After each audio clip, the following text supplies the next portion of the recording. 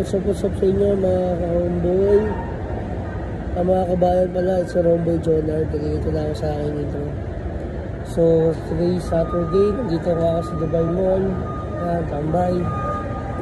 Tambay tayo, nagantay tayo ng oras.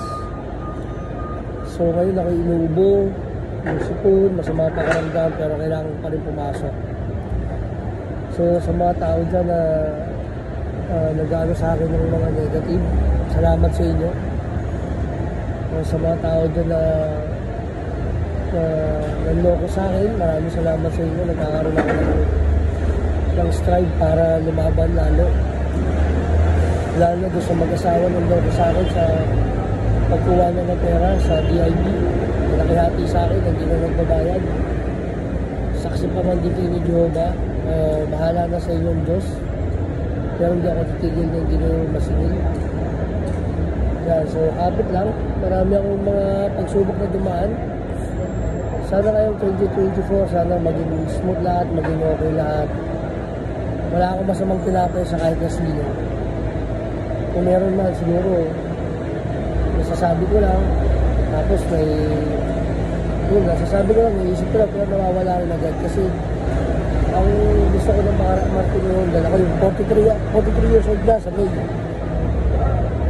Eh maging healthy lang ako, healthy pamilya ko. Maging positive lang lahat, maging smooth lahat, magkaroon ng sariling negosyo, bahay. Napa Pilipinas man o napa sa bansang pupuntahan ko. Yun gusto ko mangyari. Kasi gusto ko makabawi sa nanay ko, sa mga anak ko. Yun lang. Kaya sa lahat yan, stay safe lang, stay positive lang tayo, okay? Huwag tayo masyadong hindi naman sabi ko huwag masyado tayong mangarap. Hindi naman masama mangarap. Huwag tayo masyadong mag-aim. Yung kakayanin lang natin. Kung naka-aim man tayo, mag-give back tayo. Nakita mo nila Sir Gavin, di ba? Wala sila dati. Sila Kong TV, sila B. Cortez, wala yan mga yan dati. Lahat ng mga influencer ngayon, wala yan mga dati. Diba? Nag-gain sila ng tingin nyo ng interest ng mga tao. Nag-good deed sila. Ngayon, binibless sila ng mahal na pang Senyor Nazareno. Sana ganun din tayo lahat. Huwag tayo masyadong magiganti o magtanim ng sama ng loob sa mga tao. So, yun, lagi tayong magpasal, lagi tayong maging ng positive.